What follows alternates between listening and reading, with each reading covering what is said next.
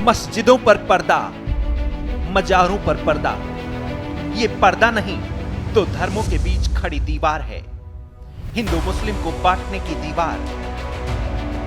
तस्वीरें धर्म नगरी हरिद्वार की हैं, जहां कांवड़ यात्रा मार्ग पर तमाम मस्जिदों और मजारों को ऐसे ही पर्दे से ढक दिया गया है। यह सफेद पर्दा नहीं, सियासत की वो काली तस्वीर है जिसने भाईचारे का सरेराह कत्ल कर दिया है। मजहब नहीं सिखाता आपस में वैर रखना। यह संदेश हर उस देशवासी को प्यारा है जिसके जहन में धर्म के ठेकेदारों ने नफरती जहर न भर दिया हो। मौका सावन में होने वाली भोलेनाथ की पवित्र कांवड़ यात्रा का है, तो अलग अलग ढंग से हिंदुओं और मुस्लिमों के बीच नफरत की लकीर खींची जा रही है। पहले ठेलों से लेकर ढाबों तक अपने नाम की तख्ती चिपकाने का सरकारी फरमान आया, जिसे देश के सर्वोच्च न्यायालय ने सिरे से खारिज कर दिया। तो अब हरिद्वार में प्रशासन ने एक और कारनामा कर दिखाया है। कांवड़ यात्रा मार्ग पर पड़ने वाली हर मस्जिद और मजार को पर्दे से ढक दिया है। यहाँ सही व्यवस्था रहती थी, सब आते जाते हैं, अभी भी आते जाते हैं सब। तो उससे कोई दिक्कत। आप लोग किस तरह से सहयोग करते थे? हाँ, कांवड़ भी आते थे, यहाँ नहाते थे, धोते थे, पानी पीते थे, बेचारे चाय पानी भी पीते हैं, सब चीज होता है। लेकिन इस कारण कोई आ भी नहीं रहा, जा भी नहीं रहा है, सब ऐसे ही चल रहा है। बस क्या मंशा हो सकती है इसके पीछे? भाई वो तो वही सरकार ही जाने थी क्या मंशा हो सकती है, हम क्या बताएं इस बारे में। तो अलग करने की कुछ मंशा है? बस वो तो सरकार की मंशा है, जो भी है उसमें हम क्या बताएं। हरिद्वार के इस्लाम नगर से सामने आई इन तस्वीरों को देखिए।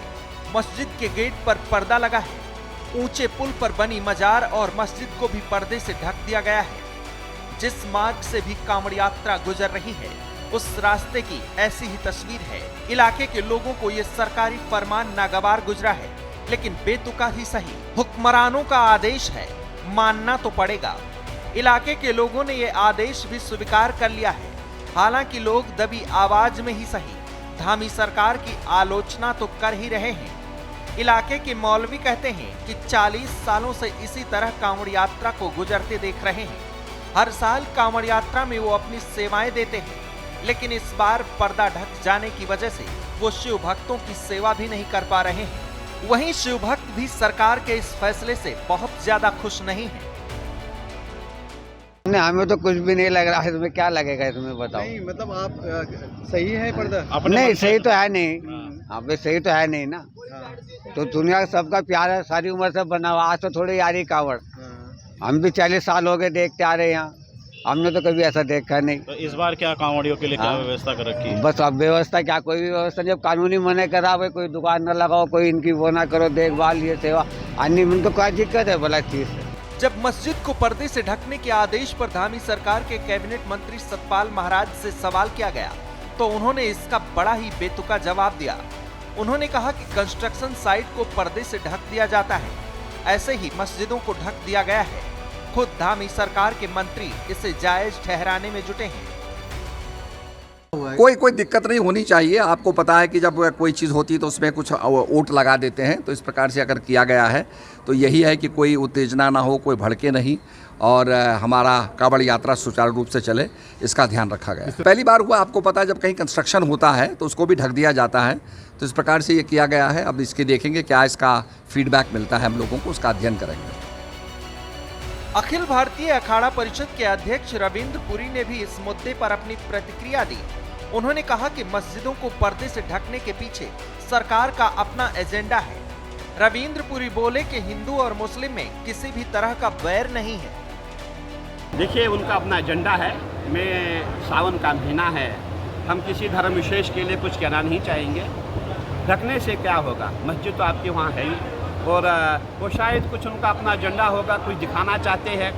बल्कि कोई भी हिंदू, जितने भी हम हिंदू हैं, कोई भी मुस्लिम धर्म का विरोधी नहीं है। हम ये चाहते हैं जैसे हम हैं वैसे आप रहिए, जैसे हम शांति चाहते हैं आप भी शांत रहे। हमारा यही कहना था कि भाई जितने भी दुकान है, जितने होटल है, सब पे नाम लिखा हो। नाम इसलिए लिखना क्यों ज़रूरी था? हमारे माननीय मुख्यमंत्री जी ने, उनका जो विज़न था, उनका विज़न ये है कि भाई जो भी हमारे कांवड़ी है, जो श्रद्धालु है, जो यूपी से उत्तराखंड में जा रहे हैं, हरियाणा से उत्तराखंड में जा रहे हैं, गंगा जल अमृत है।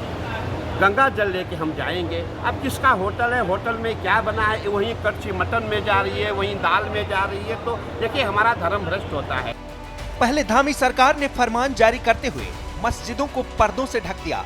फिर जब सरकार की चौतरफा आलोचना शुरू हुई तो सरकार ने डैमेज कंट्रोल करते हुए इन पर्दों को हटवा दिया।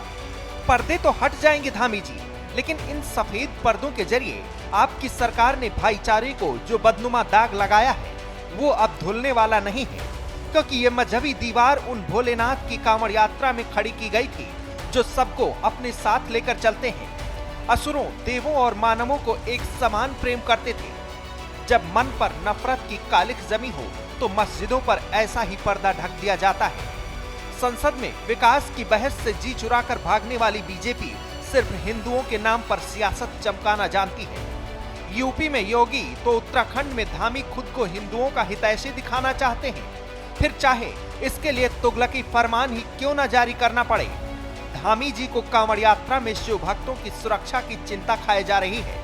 इसलिए बिना सोचे समझे फरमान पर फरमान जारी किए जा रहे हैं, लेकिन जल्दबाजी में लिए फैसले घातक होते हैं। इसलिए फैसलों की आंच आने से पहले ही उन्हें बदल दिया जा रहा है। धामी जी, आपको ये समझना होगा कि अयोध्या से लेकर बद्रीनाथ तक जनता बीजेपी की हिंदुत्व वाली सियासत को नकार चुकी है। जनता विकास चाहती है, इसलिए हिंदुओं को खतरे में बताकर काम चलने वाला नहीं है।